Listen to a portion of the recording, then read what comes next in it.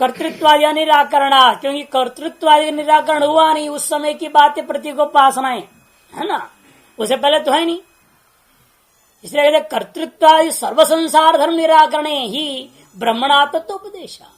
ब्रह्म का आत्मत्वोपदेश जो हुआ है वो उस अवस्था की बात है जहाँ कर्तृत्वादि सर्व संसार धर्म का निराकरण हो। तादृश ब्रह्म को लेकर आत्मत्व का उपदेश हुआ है, अन्यथा नहीं। तद अनिराकरण उपासना विधानम, और जब तक उसके अनिराकरण हुआ है उस समय की बात है प्रतीकोपासना, अंग्रोपास, जितनी उपासनाएं हैं वो सब तो अप्रबोध काल का ही विषय होने से वहां कर्तृत्वादि रहेगा, अथवा आत्मत्व दृष्टिया तुमको उपासना नहीं कर सकते प्रतीक आदि में।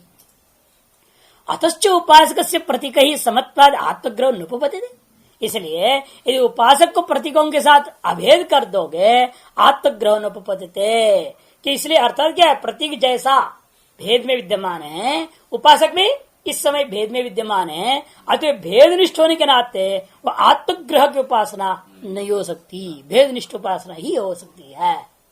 नहीं रुचक स्वस्तिक इतरेत्र आत्मत्म अस्ति, इसे रुचक और स्वस्तिक दोनों सोना से बना लो, दोनों परस्पर अभेद कभी हो नहीं सकते। स्वर्ण दृष्टिया तुम दोनों को सोने से बना हुआ कह सकते हो, लेकिन रुचक ही स्वस्तिक है, स्वस्तिक ही रुचक है करके अभेद तुम नहीं कर सकते। सुवर्णात्मत्वेन इवतु ब्रह्मात्मत्वेन एकत्वे प्रतीकाभाव प्रसंगम अवचाम, इसे स्वर्णात्व दृष्टिया दोनों को एकत्व भले ही कोई दृष्टि कर लेता है, इतने मार से ब्रह्मात्व के साथ एकत्व को लेकर के प्रतीक का अभाव प्रसंग दोष जो हमने पूर्व में दिया वो स्थिर रह जाएगा। इसे उस दृष्टि से भी यहाँ पर अभेद नहीं हो सकता। अतो न प्रतीकेशु आत्मदृष्टि क्रियते, इसलिए प्रतीकों में अंग्रोपासना आत्माभेद दृष्टि उपासना नहीं हो सकती। अच्छा, अब पुनः प्रसंग संगति से प्रतीकोपासना विचार करना है हमें, किसमें किसका करना है, कि दोनों प्रतिमा मनो ब्रह्म।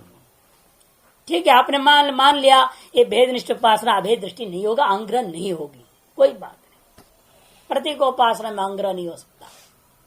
लेकिन प्रतीकों में विचार हमें ये करना है, ब्रह्म दृष्टि से मन को देखना है या मनस्तु दृष्टि से ब्रह्म को देखना है, किसकी दृष्टि किसमें करनी, उत्कृष्ट का निकृष्ट में किया जाए, निकृष्ट का उत्कृष्ट में किया जाए, उसके लिए आरंभ होता है ब्रह्म दृष्टि अधिकरणम। भिन्नत्वे भी कस्मिन कस्य दृष्टि कर्तव्या, इस आशंका का निवारण करने के लिए प्रतीकोपासना का मामला था, तत्प्रसंगाति भी आरंभ हो गया। ब्रह्म दृष्टि अधिकरणम किम अन्यधीर ब्रह्मणि स्यात् अन्यस्मिन् ब्रह्मधीरुत अन्य दृष्टोपासनीयम ब्रह्मात्र फलदत्वतः उत्कर्षेति परत्वाभ्याम ब्रह्म दृष्ट्यान्य चिंतनम अन्योपास्य फलम दत्ते ब्रह्मातिथ्याद्यपास्तिवत्। किम अन्यधीर ब्रह्मणि स्यात्, ब्रह्म में मन का दृष्टि करना है, अथवा अन्यस्मिन और मन में ब्रह्म की दृष्टि करनी है, ब्रह्मधीरुता। अन्य दृष्टि उपासनीय, सीधी सी बात है, ब्रह्म में मन का दृष्टि करना ज्यादा अच्छा है, कि वो हमको फल देने वाला है ना, जो फल देने वाला है उसमें अपनी दृष्टि कर दो, वो अच्छा होगा। पूर्व पक्षी अपना सोच है, फल देने वाले को अपने से अभिन्न समझ लेना, अपनी दृष्टि कर देना उसमें, जब बनता नहीं। लोग व्यवहार में भीख मंगा जाकर राजा को कि आप भी हमारे जैसे इसलिए आप हमें दे दो, देगा क्या, नाराज हो जाएगा कि आप भी भीख मंगे ही हैं, हम भी भीख मांगे हैं। अरे कहने का मतलब ये है, आप भगवान से भीख मांगते हो, हम आपसे भीख मांग रहे से दोनों भीख मांगे हुए ना। एक तर्क पर भले ही दो भीख मंगा सबसे नाराज हो जाएगा हो, तो इसलिए वो तो उचित नहीं। लेकिन पूर्व पक्षी अपना तर्क देकर विचार आरंभ कर रहा है कि अन्य दृष्टि उपासना, क्यों ब्रह्म फलदत्वता, फल देने वाला ब्रह्म है, उसमें अपनी दृष्टि करने से जरूर वो हमें ज्यादा फल देगा, ऐसा मान रहा है। उत्कर्षेति परत्वाभ्याम, दो हेतु दे रहे हैं। उत्कर्ष का दृष्टि निकृष्ट में की जाती है, निकृष्ट का उत्कृष्ट में नहीं कभी। दूसरा इति परत्वात्, दूसरा हेतु क्या है, इति परत्वात्, इति पर में आत्मा इति ऐसा नहीं बोला, मन इति नहीं बोला, मन ब्रह्म इति, वो ब्रह्म के बाद इति आया हुआ है। और दूसरा उपसंहार वाक्य में यह मनोभ्रमित उपासित ऐसा फल आया, यह प्रतिहिंकार दृष्टिया, इसे द्वितीयांत है, मनस में द्वितीयांत है वहां उपसंहार। वो भी आगे और बात विस्तार रूपेण आएगा।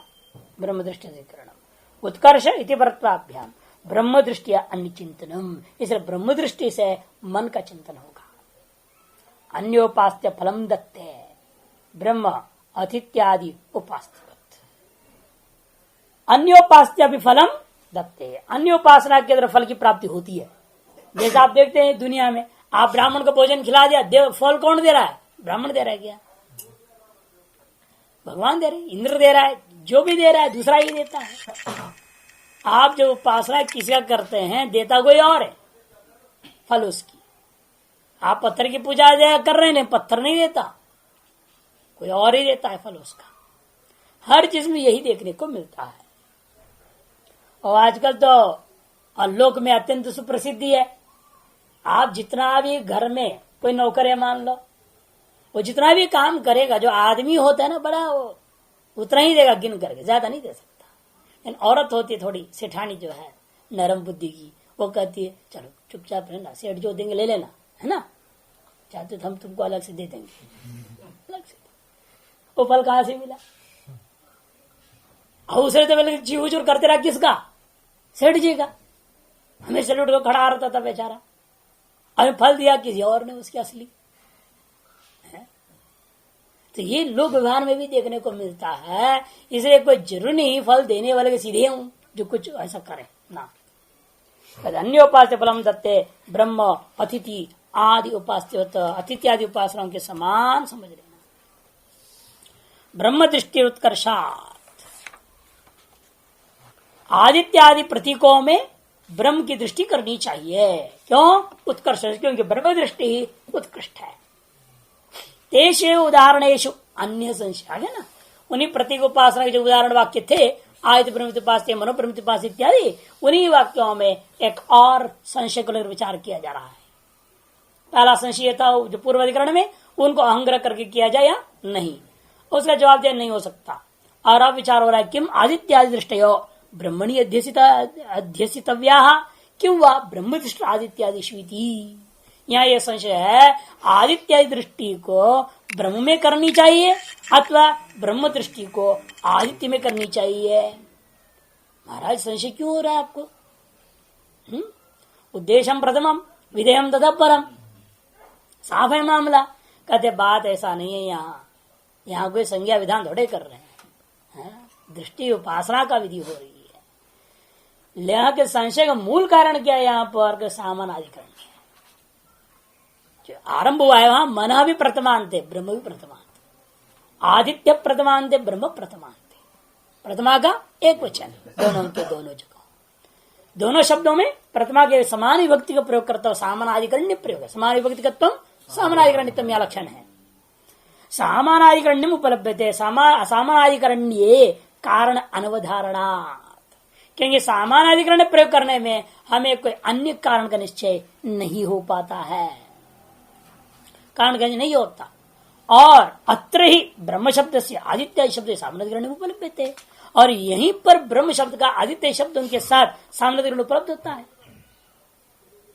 आदित्य ब्रह्म, प्राणो ब्रह्म, विद्युत ब्रह्म इत्यादि समान विभक्ति निर्देशात, साफ बोल दिया, समान विभक्ति निर्देशात सामानाधिकरण। न चात्र आंजसम सामानाधिकरण में कल्पते, और यहाँ पर जो है अनायास जब फालतू का जो है सामानाधिकरण कल्पना नहीं हो सकती, माने अमुख्य नहीं हो सकता, अर्थात मुख्य ही है बोलना चाहता है। अत्र आंजसम सामानाधिकरण, आंजसम ने गौणम अमुख्यम न कल्पते, नावकल्पते। अमुख्य सामानाधिकरण की कल्पना नहीं, अर्थात मुख्य ही सामानाधिकरण की कल्पना हो रहा है। अर्थांतर वचन ब्रह्म आदित्य शब्दानाम, कारण कि ब्रह्म और आदित्य शब्द भिन्न भिन्न अर्थ के वाचक है। ऐसे भिन्न भिन्न अर्थ के वाचक शब्दों का सामानाधिकरण जो प्रयोग किया जा रहा है वह गौण नहीं हो सकता, वह मुख्य ही होना चाहिए। नहीं भवती गौर अश्वति सामानाधिकरण, क्योंकि दुनिया में ऐसे कहीं नहीं होता जहां पर अमुख्य हो तो वहां पर कभी सामनाधिकरण होता ही नहीं। गाय घोड़ा है, घोड़ा गाय है, ऐसा कोई प्रयोग करता नहीं। और प्रयोग हो रहा है जहां, वहां पर इस आपको मानना पड़ेगा मुख्य सामनाधिकरण है, अतिव प्रयोग। भले शब्दों का अर्थकृत भेद है, लेकिन वास्तव में उनका मुख्य अभेद ही माननी चाहिए। ये पूर्व पक्ष कहता है अपना, ननु प्रकृति विकार भावाद ब्रह्मादित्य मृच्छरावादी व सामनाधिकरण सिद्धांत एक दिशा कहते, देखो यहां सामनाधिकरण इसलिए हो गया कार्य कारण का अभेद भाव बुद्धि से, कि ब्रह्म का विकार है आदित्य, ब्रह्म का विकार है मन, ब्रह्म का विकार है प्राण, प्रकृति विकृति का अभेद व्यवहार हो जाता है। घटहा मृत प्रयोग कर लो, क्या दिक्कत है। तंतु पटहा प्रयोग होता है, शुक्लम रूपम है ना, वहां पर शुक्ल घटहा, शुक्लवान घट को शुक्ल घट प्रयोग हो जाता है। व्याकरणकार ने भी इसको सम्मति दिया है, मतुब लोप कर दिया और कहा उन्होंने हो सकता है सब बातें। तो क्यों, इसलिए सभी सम्मत होने के नाते जो हम यदि कहते हैं, वेदांत एक दिशा कह रहा है यहाँ पर प्रकृति विकार भाव के कारण से ब्रह्म और आदित्यों का विषय मृच्छरवादी के समान सामनाधिकरण प्रयोग हुआ है, इसलिए यहाँ पर जो है जैसे आप चाह रहे सामनाधिकरण वैसे यहाँ नहीं है। पूर्व पक्ष चाहते तो मुख्य सामनाधिकरण है, लेकिन हम कहें मुख्य सामनाधिकरण नहीं है, प्रकृति विकार भाव को देखते हुए गौण सामनाधिकरण। उसे और कोई कारण नहीं बोला तो उसे प्रतिज्ञा उसका क्या था, सामनाधिकरण कारण अनवधारणात् कहा था पूर्व पक्षी ने। सामनाधिकरण का कोई कारण होता तब तो हम वो कारण के अनुसार चलते, लेकिन ऐसा में कोई कारण दिखाई नहीं दे रहा है, इसमें मजबूर होकर के मुख्य सामनाधिकरणता मानना पड़ रहा है। ये पूर्व पक्ष ने कहा था, तो सिद्धांति कहते नहीं, या गौण सामनाधिकरण मानने में हमारे पास कारण है। कारण क्या है, प्रकृति विकृति भाव। इनका परस्पर प्रकृति विकृति होने के नाते या गौण सामनाधिकरण प्रयोग हो सकती है, जैसा मृद घट इति मृच्छराव मृत घट इतने सामनाधिकरण क्यों हो रहा है वहां, वास्तविक अभेद को लेकर के नहीं, कार्य कारण भाव का जो है वास्तव में वहां पर नहीं, गौण अभेद है, गौण सामनाधिकरण प्रयोग है। तद्वत यहां पर भी समझना। तब पूर्व पक्ष नैत्युच्यते विकार प्रविलयो ही एवं प्रकृति सामनाधिकरण्य स्यात्। इसे ज्ञापन होता है विकार का प्रविलय है। यहाँ आदित्य रूपी विकार का प्रविलय हो गया ब्रह्म में, अतिव आदित्य ब्रह्म उपासित। विकार प्रविलयो ही एवं प्रकृति सामनाधिकरण्यात् स्यात्। विकार का प्रविलय होने लग जाएगा यदि इस प्रकार का प्रकृति विकृत भाव को लेकर सामनाधिकरण्य मानोगे तो। इसे प्रकृति विकृत भाव पूर्वक सामनाधिकरणता नहीं है, क्योंकि संसार में आदित्य ब्रह्म करके कह दो कि आदित्य विलय हो जाएगा क्या, विलय तो हो नहीं रहा ना। अतएव जहां विलय की संभावना हो वहीं पर प्रकृति विग्रह के लिए सामनाधिकरण प्रयोग होना चाहिए। और यह उपासना करते वक्त आदित्य का रूपी विकृति का अपने प्रकृति भूता ब्रह्म में विलय होने की संभावना नहीं है। अतएव प्रकृति विकृति भाव को लेकर के सामनाधिकरण नहीं हो सकता, क्योंकि जैसा हम कह रहे वैसे मानना पड़ेगा। एक पर्पस कहता है ततश्च प्रतीका प्रसंगम अवोचाम, ततश्च प्रतीका भावम भाव प्रसंग अवोचाम। लेकिन समस्या दूसरी आएगी, उसे प्रतीका भाव की प्रसक्ति की, ये सिद्धांत ही बोल रहा है। प्रतीका भाव की प्रसक्ति हो जाएगी। परमात्मा वाक्यंच इदं तदानीं स्यात्। और दूसरा यह वाक्य उपासना वाक्य में नहीं रह जाएगा। यदि मुख्य सामनाधिकरण आप जैसे कह रहे हो ऐसा मुख्य सामनाधिकरण मान लेंगे, फिर तो क्या हो जाएगा, जैसे जीव का अस्तित्व खत्म हो गया ना, कर्तृत्व रहित हो जाए, जहां वही जीव ब्रह्म है। जीव ब्रह्म है, अहम ब्रह्म जब कहते हैं वहां कर्तव्य से रहित होना पड़ेगा। अर्थात वो उपासक उपासकत्व प्रतीकत्व ही मिट जाएगा, मुख्य सामनाधिकरण मुख्य अभेद करने लग जाओ। इसे यह मुख्य सामनाधिकरण आदित्य और ब्रह्म मानोगे, फिर तो इनका जो प्रतीकत्व था वही भंग हो जाएगा। और ये वाक्य हम क्या कहेंगे, अहम ब्रह्मास्मि वाक्य के समान आदित्य ब्रह्म वाक्य उपासना वाक्य नहीं रह जाएगा, परमात्म वाक्य हो जाएगा। परमात्म वाक्य तदानीं स्यात् ततश्च उपासना अधिकारो बाध्यता। उपासते जो शब्द उपासित इत्यादि जो शब्दावली है, उपासना का अधिकार जो चल रहा है वो भी बाधित हो जाएगा। परिमित विकारोपादान च व्यर्थम स्यात्। और परिमित विकारों को ही ग्रहण करना व्यर्थ हो जाएगा। एक जो आपने गिनती करके गिन रहे हैं आप, इतनी विकार में उपासना करना, ऐसे क्यों? सभी ब्रह्म का विकार है, सभी में अभेद उपासना हो सकती ना। फिर किसी भी विकार में जब हो सकता है तो आदित्य में क्यों कह रहे हैं आप? ये प्रसंग आएगी। परिमित विकार उपादान व्यर्थम स्यात्,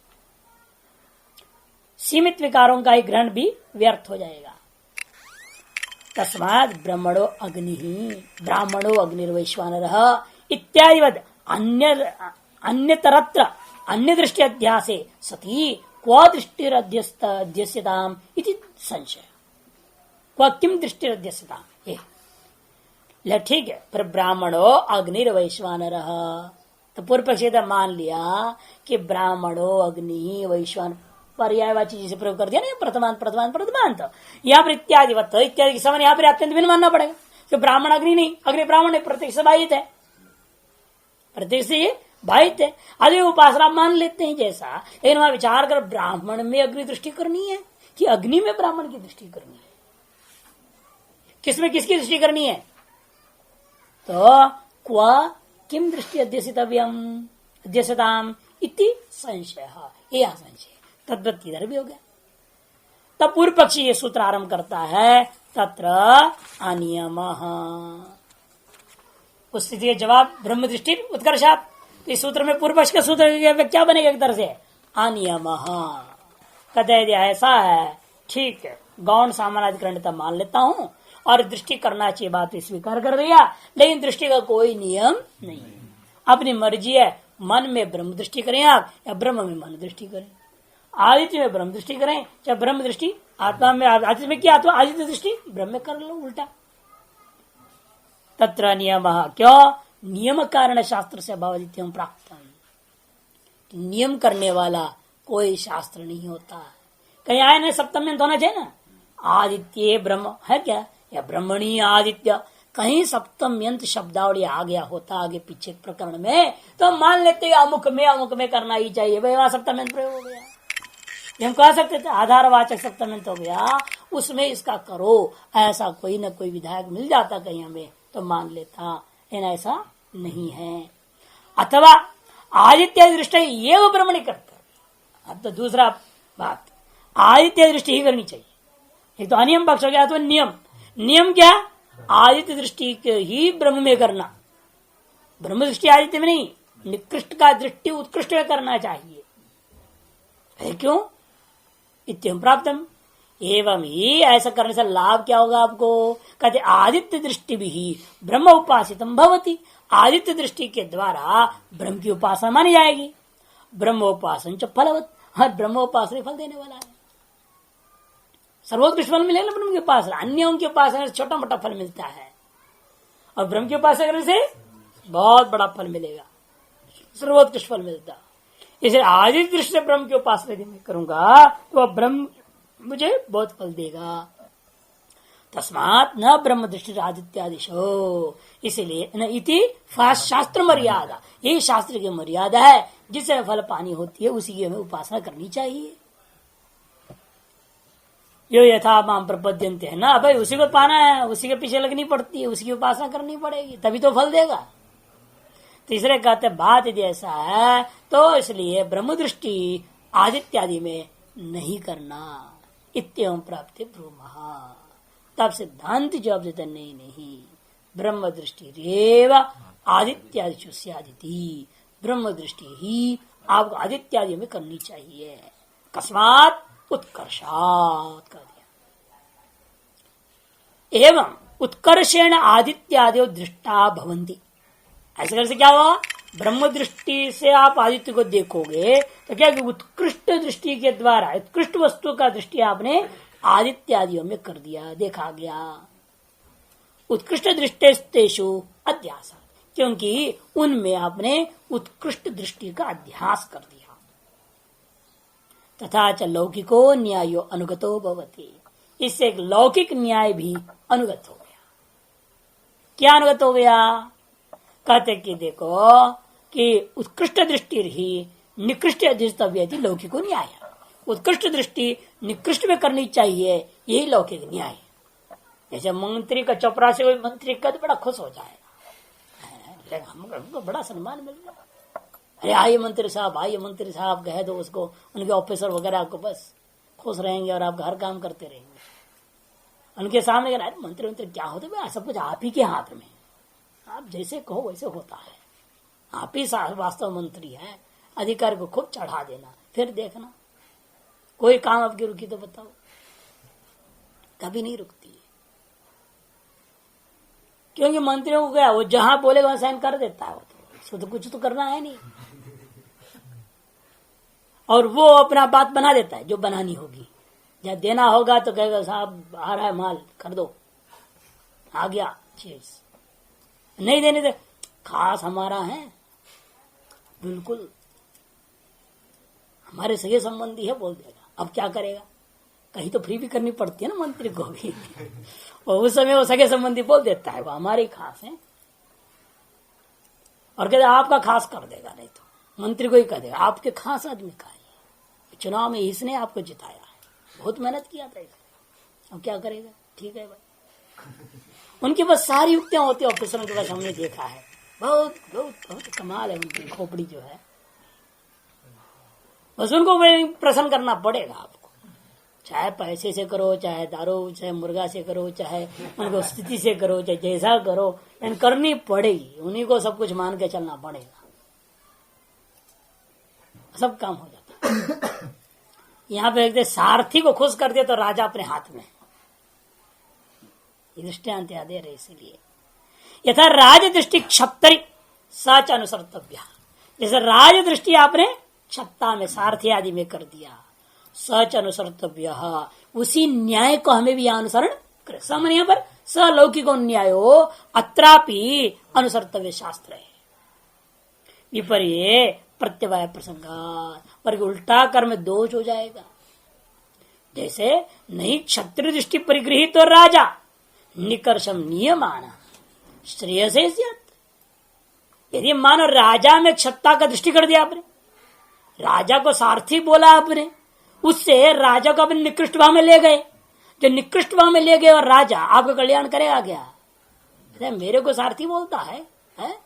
बंद करो इसको, बोलेगा तुरंत, दुष्ट है ये, हमको नीचे बना दिया इसने, निम्न कोटि में डाल रहा है।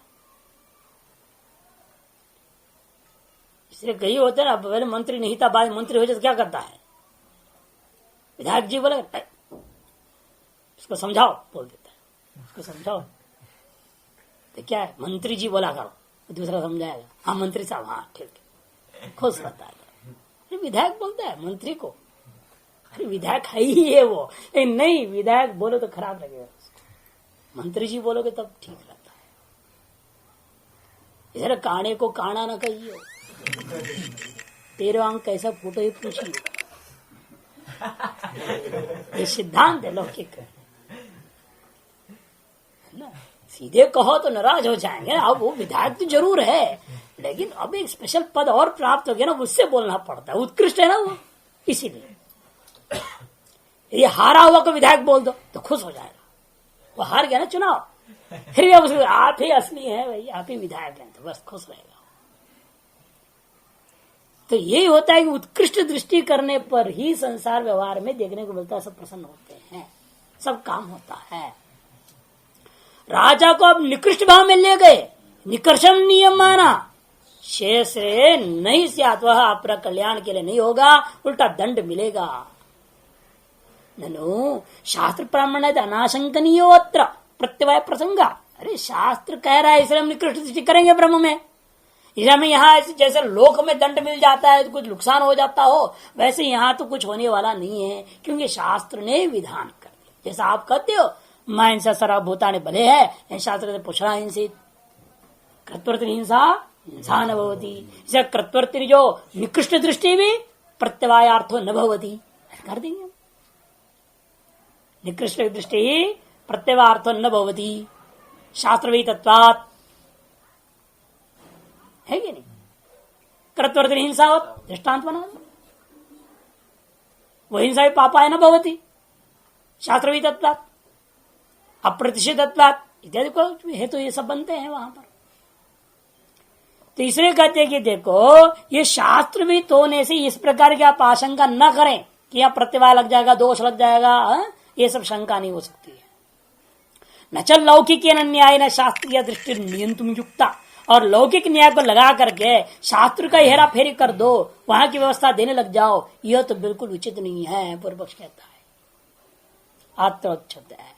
तब जवाब देते सिद्धांत, देखो भाई, निर्धारित शास्त्रार्थ तदेव जहां शास्त्र का अर्थ अन्य प्रकार निर्णय हो जाए, वहां लौकिक न्याय से उस अर्थ का हेरा फेरी नहीं कर सकते।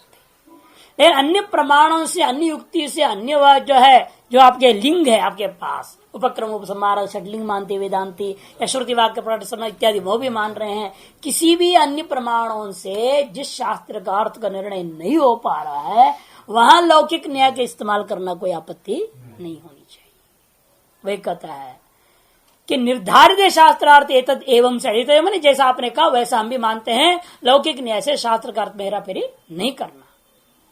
संदिग्धेतु तस्मिन् तन निर्णय प्रति लौकिकोपि न्याय आश्रयमाणो न विरुद्धते, और शास्त्रीय वस्तु यदि संदिग्ध हो रहा है और कोई प्रमाण से हम सिद्ध नहीं कर पा रहे, उसका अर्थ निर्णय नहीं कर पा रहे, उस स्थिति में निर्णय प्रति, निर्णय करने के लिए लौकिक न्याय का आश्रय करने पर कोई विरोध नहीं है। तेन च उत्कृष्ट दृष्टि अध्यास है शास्त्रार्थ अवधार्य माणे निकृष्ट दृष्टि मध्यस्यन प्रत्यवयादिति श्लिष्यते। इसलिए यह उचित ही होता है कि उत्कृष्ट दृष्टि का अध्यास करना, यही शास्त्रार्थ हम लौकिक न्याय से निश्चय कर लेंगे, वहां निकृष्ट दृष्टि करो ऐसा आप अध्यास करने की जो कथन करोगे तो प्रत्यवयात में अवश्य दोष लागू होगा।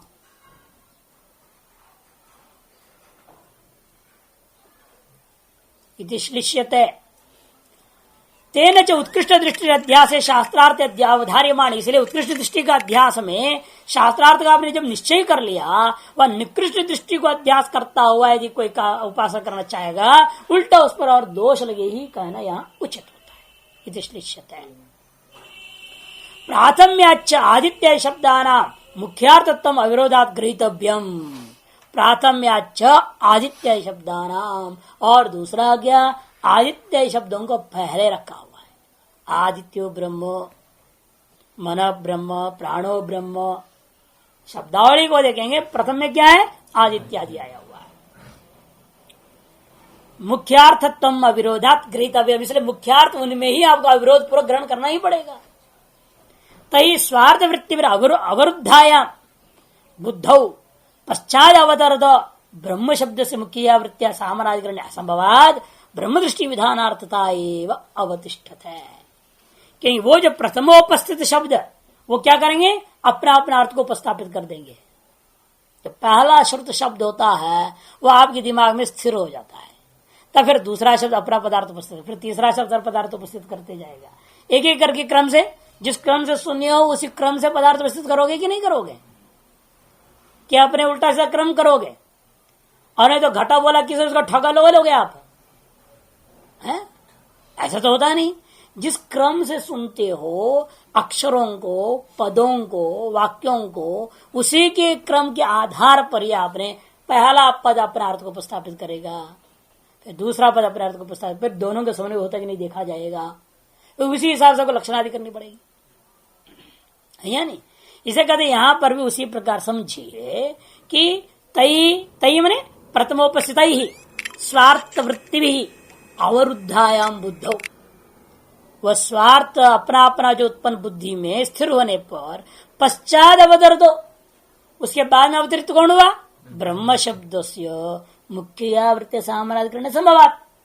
जैसे गंगायाम घोषा बोला आपने, अब वो जो गंगा शब्द के सुनने के बाद जो मन में उसके स्वार्थ उपस्थित क्या हुई, प्रवाह, जल प्रवाह विशेष आपकी बुद्धि में स्थित हुआ, और उसके बाद उपस्थित हुआ शब्द घोष, उसका अर्थ निकला भाई मकान, घर द्वार, झोंपड़ पट्टी।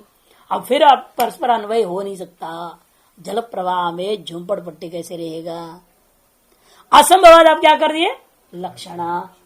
तद्वत यहां पर भी आदित्य शब्द से उत्पन्न जो उपस्थित अर्थ है, उस अर्थ का ब्रह्म शब्द से उत्पन्न जो अर्थ के साथ सामनाधिकरण संबंध करना असंभव होने से हमें क्या करना चाहिए, वो द्वितीय शब्द का अर्थ क्या होगा, ब्रह्म दृष्टि विधान अर्थता एव एतावता अवतिष्ठते। ब्रह्म दृष्टि का ही विधान किया गया है और व्यर्थ ही विधान हुआ, यही हमें निश्चय करना पड़ जाता है। इतना ही एक और हेतु इति परत्वाद भी ब्रह्म शब्द से एष एव अर्थो न्याय। इति परक होने से भी ब्रह्म शब्द का ब्रह्म दृष्टि ऐसा ही लेना उचित होता है। क्यों?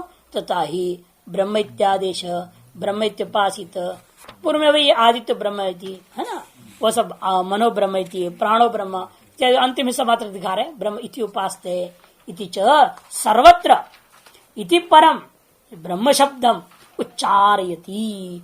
इति परक ब्रह्म शब्द का ही उच्चारण किया गया है। इति परक ब्रह्म शब्द का उच्चारण हुआ है।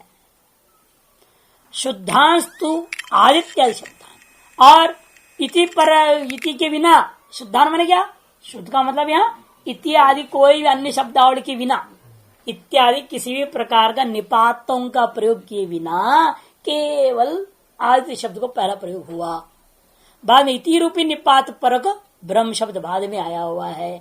तथा चेता शुक्ति काम रजतम इति प्रत्येति इत्यत्र, यदि कोई कहे शुक्तिका को रजत रूपेण प्रतीत कर रहा है, रजतम इति है ना, इति आ गया ना, शुक्तिका को रजत ऐसा इसने प्रतीति कर लिया, वहां अर्थ क्या होता है?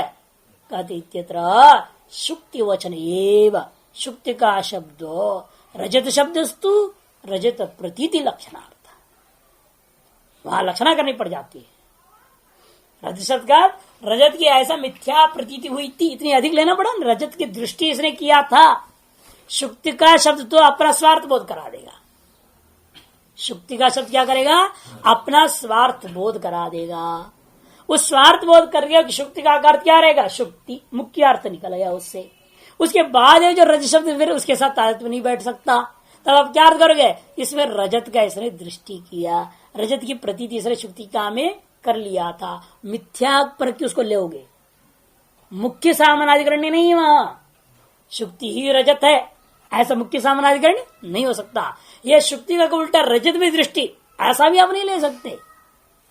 किंतु वहां पर है क्या? रजत प्रतीति लक्षणार्थ प्रत्येव ही केवलम रजतम इति न तो तत्र रजतम अस्ति। आ गया ना भाई, ये केवल रजत बुद्धि कर लिया है, लेकिन वास्तव में वहां रजत नहीं है, यही अर्थवार्थ प्रतीत होता है। उसी प्रकार आदित्य में ब्रह्म दृष्टि करो, लेकिन आदित्य वास्तव में ब्रह्म नहीं है, विकार दृष्टिया भेद दृष्टि काल में। एवं अत्रापि आदित्यादीन ब्रह्म इति प्रतीयात इति गम्यते। उसी पर यहाँ पर वाक्यार्थ ऐसे निकलेगा, आदित्यादियों को ब्रह्म दृष्टि से ब्रह्म करके प्रतीति करना। वाक्य शेषोपि च द्वितीय निर्देशेन आदित्यादि एव उपास्ति क्रिया व्याप्यमानान दर्शयति। और वाक्य शेष तो और स्पष्ट हो जाता है, वहां द्वितीयांग का निर्देश कर दिया, आदित्यम ब्रह्म इति ऐसा बोल दिया। यह एतम एवं विद्वान आदित्यम ब्रह्म इत्युपास्ते, फल निर्देश काल में वहां आदित्यम द्वितीयांत है, ब्रह्म प्रथमांत रह गया। आदित्यादि ने उपास्ति क्रिया व्याप्यमानान, आदित्यादियों को ही उपास्ति क्रिया व्याप्ति को प्राप्त करता हुआ दिखाया गया। स्वयं विद्वान आदित्यम ब्रह्म इत्युपास्ते, यो वाचम ब्रह्म इत्युपास्ते, यह संकल्पम ब्रह्म इत्युपास्ते इति च। यत्तुक्तम ब्रह्मोपासन एवत्र आदरणीय फलवत्वाय, लेकिन ब्रह्म की उपासना करना चाहिए क्यों? बलि तो ब्रह्म तो फल देने वाला है, इसलिए उसकी उपासना करनी चाहिए, जो फल देने वाला है वो। तदयुक्तम, ये कहना ठीक नहीं। उक्तेन न्याय आदित्यादि नाम एवं उपास्यत्व अवगमात, उक्त लौकिक आदि न्याय के आधार पर ही हमें उत्कृष्ट दृष्टि निकृष्ट में करनी चाहिए, इसके आधार पर उपासित्व आदित्यादियों में निश्चय कर दिया गया। फलन तो आदित्यादि उपासना आदित्यादि उपासना ब्रह्म दास्यति। जैसा आप बाकी पूजा पाठ जब करोगे सबका फल कौन देता है? देने वाला तो वही है, चाहे आप किसी की उपासना करते हो। तब यहाँ पर आदित्य की उपासना करेंगे। अतिथि की आपने उपासना किया, उसे अतिथि आपको कोई फल नहीं देता है, देता कोई और है। ये तो केवल आप पुण्य इकट्ठा कर रहे हैं, दान पुण्य कर दिया तो आप थोड़े कुछ दे रहे हो उसको। जैसे सेठ लोग सोचते क्या, हम महात्माओं को अच्छा ढूंढ ढूंढ के महात्मा को हम 1 लाख देंगे, वो हमारा 10 लाख हो जाएगा। है क्या आप वास्तव से 1 लाख कर्जा ले रहे हैं और उसको 10 लाख आप देंगे क्या? कौन दे रहा है उसको? कोई और दे रहा है। दिया किसने? किसको? सेठ ने आपको दिया, भगवान को दिया नहीं 1 लाख। उसने भगवान को दिया नहीं और भगवान ने उसको 10 लाख दे रहा। दिया आपको, आप खा के बड़ा मस्त है भंडारा, फल उसको कोई और दे रहा है जिसको भंडारा खिलाया नहीं उसने है? तो उसी प्रकार यहां पर भी है, क्योंकि देने वाला तो परमात्मा ही सब प्रकार है। किसी भी रूप से किस प्रकार से कैसे देता कुछ पता नहीं। इसे उपासना उसी का करें ये कोई जरूरी नहीं है। आप किसी का भी कीजिए, फल तो वही देता है।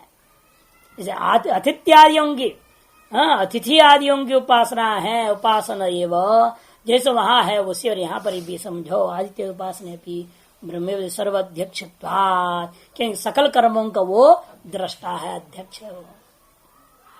वर्णित चेतत, ये बात को पूर्व में हम वर्णन कर चुके हैं। फलम अतुपत्ते इत्यत्र ईदृशं चत्र ब्रह्मण उपास्यत्वं यत् प्रतीकेषु तदृष्टि अध्यारोपणम प्रतिमादिशिव विष्णुआदीनाम।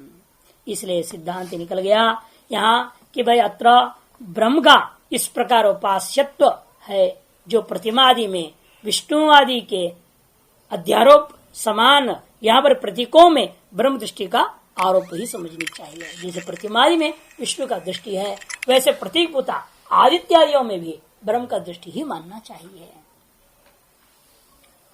अच्छा, कहते ठीक है, प्रतीकोपासना में उत्कृष्ट की दृष्टि करनी चाहिए। अब अगला प्रसंग वशात प्रसंग से दोबारा कर्मंग उबद्ध उपासना में विचार करेगा, किसमें किसका दृष्टि करना है। अंग का दृष्टि अनंगी में या अनंग का दृष्टि अंग में, किसमें किया जाए। माने वहां जैसे आदित्य को उद्गीत में दृष्टि करना है या उद्गीत को आदित्य में। जो कर्म का अंग नहीं है, कौन? आदित्य। आदित्य तो कर्म का अंग नहीं है ना, उद्गीत कर्म का अंग है आपका, आदित्य तो कर्मांग नहीं है। उसका हम क्या कहेंगे? अनंग कहेंगे। अनंग से कामदेव नहीं लेना, जो कर्म का अंग नहीं वो अनंग है। आदित्य आदि उन अनंगों का दृष्टि कर्म अंगभूता इनमें करना है, अथवा कर्मांग तो उद्गीत आदि का दृष्टि आदित्य में करनी चाहिए। आदित्य कहें आप उद्गीत है ऐसे भावना करें, या उद्गीत है उद्गीत तुम आदित्य के जैसे महान हो, ऐसे उद्गीत में दृष्टि करना है। क्या करना है? किसका दृष्टि किससे? पूर्वाधिकरण का जो विषय वही यहां पर ले रहे हैं प्रसंगवशात। लेकिन वो प्रतीकोपासना में लिया था और अब कर्मांगवद उपासना में विचार हो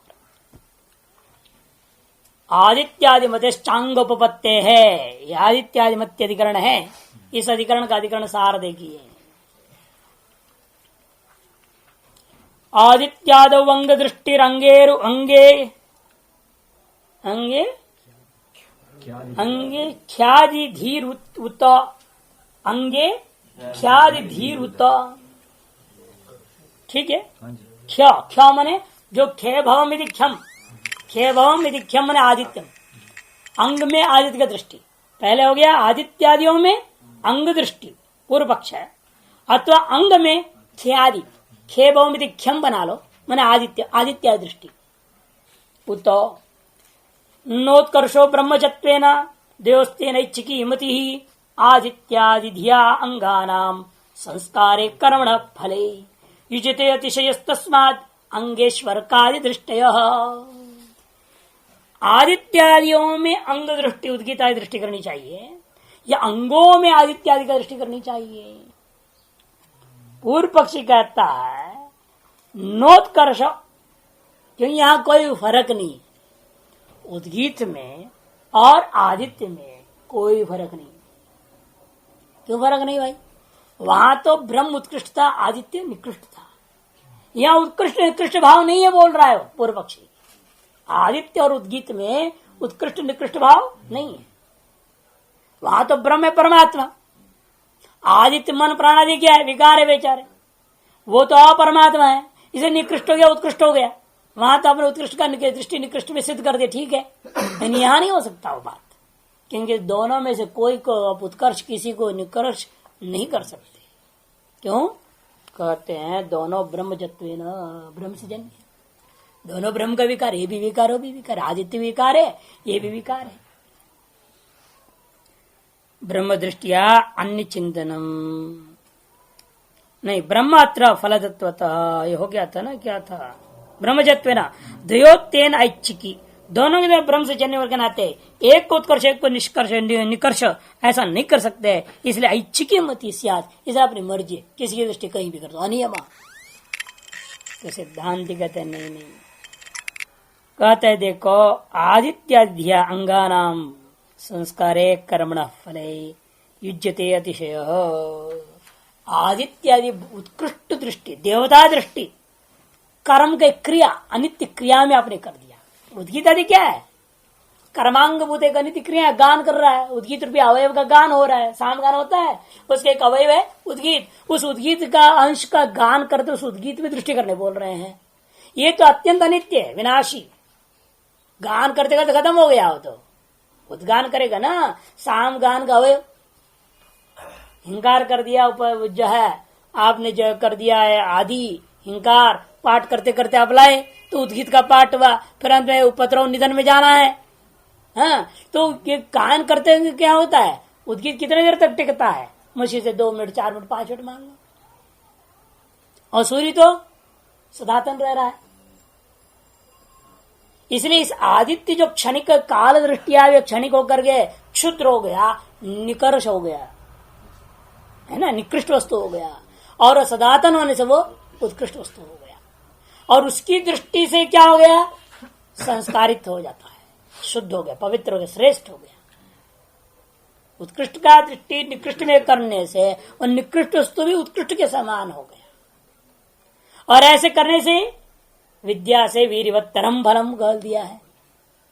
विद्या से युक्त कर्मांग के कारण से वह कर्म क्या होता है, उत्कृष्ट फल देता है। ये भी श्रुति कहेंगे नहीं ना। इसलिए आदित्य दृष्टि से यदि कर्मांग उद्गीत की उपासना करते हैं, तारस कर्मांग विशिष्ट जो कर्म हमें श्रेष्ठ फल देगा, वही अतिशय युज्यते, कर्मण फले अतिशय युज्यते, तस्मात् अंगेषु अर्थादि दृष्टयः आदित्यादि मतश्चांगोपपत्ते है।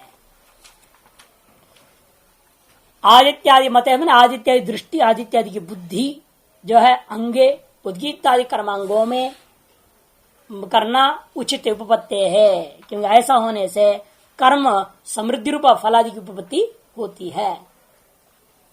एव असौ तपदि तम उद्गीत उपासित लोकेशु पंचविंसा उपासित, ऐसा आरंभ किया, वाची सप्तविंसा उपासित, इयं में वरुग अग्नि साम इत्यम अंगावबद्धेषु उपासनेषु संशय। ये सब अंगावबद्ध उपासना है कि कर्म का अंग है उद्गीत, और पंचविसाम भी कर्मांग है, सप्तविसाम भी कर्मांग है, यम में वरुग अग्नि साम ऋक और साम भी कर्मांग है। इत्यम अंगावबद्धेषु, अंगावबद्धों में जो उपासनाएं कही गई हैं वहां संशय होता है। किम आदित्यादिशु उद्गीतादि दृष्टि विधीयन्ते, किम वह उद्गीतादिशु एवं आदित्य दृष्टि, आदित्यादियों में उद्गीत आदि की दृष्टि करनी चाहिए, विधान किया गया यहाँ। अतो उद्गीत आदियों में आदित्य आदि की दृष्टि कही गई है। पूर्व पक्षी तत्र अनियम, नियम कारणाभावात्, पूर्वती नियम का कोई यहाँ कारण नहीं दिख रहा है हमको। नहीं अत्र ब्रह्मण एव कस्य उत्कर्ष विशेष अवधार्यते, और यह ब्रह्म के समान ब्रह्मण एव, ब्रह्मण जैसे पूर्वाधिकरण में वहां पर विचार था, तो वहां तो एक दूसरा वस्तु कौन था, ब्रह्म था, वो तो उत्कृष्ट है, सर्व स्वीकृत है, वो आत्मा सर्वोत्कृष्ट वस्तु है। इसलिए वहां के समान यहाँ किसी एक को उत्कर्ष विशेष सिद्ध करना संभव, निश्चय करना संभव नहीं है। ब्रह्म ही समस्त जगत कारण त्याग अपतपात्व गुण योगाच आदित्यादि में उत्कृष्ट मिति शक्य अवधारित। पूर्वाधिकरण का विषय बता, जो ब्रह्म था वहां से समस्त जगत का कारण है, अपत पापत्व गुण वाला है, इसीलिए आदित्यादि की अपेक्षा उत्कृष्ट ये बात तो अवधारण करना वहां संभव था। न तो आदित्य उद्गीत आदि नाम, लेकिन आदित्य और उद्गीतों के बीच में जितने बताया पृथ्वी अग्नि वगैरह वगैरह जो भी है यहाँ, इनमें से किसी को भी लेकर के एक को उत्कृष्ट दूसरे को निकृष्ट करके सिद्ध नहीं कर सकते। न तो आदित्य उद्गीत आदि नाम। क्यों? विकारत्व विशेषात हेतु दे दिया कि दोनों ही ब्रह्म का विकार है।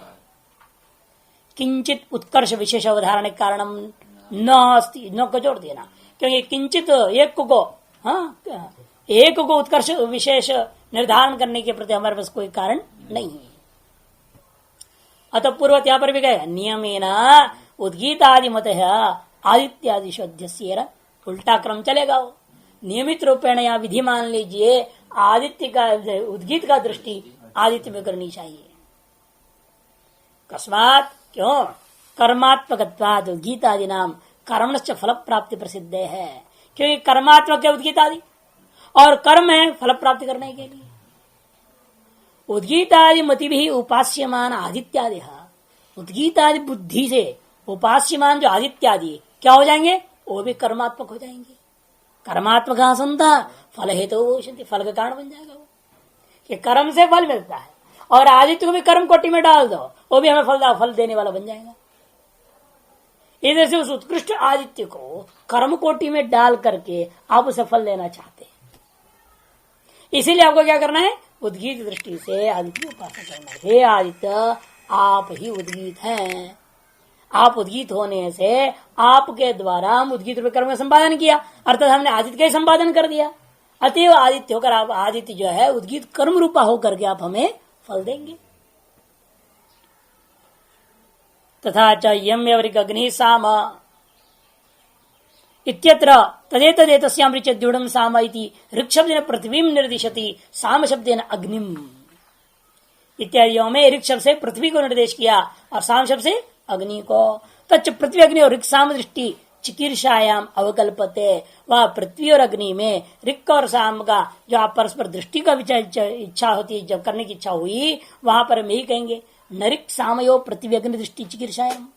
ऋक् और साम के अंदर पृथ्वी का अग्नि दृष्टि करना नहीं है, बल्कि पृथ्वी और अग्नि में ऋक् और साम की दृष्टि करना ही उचित है।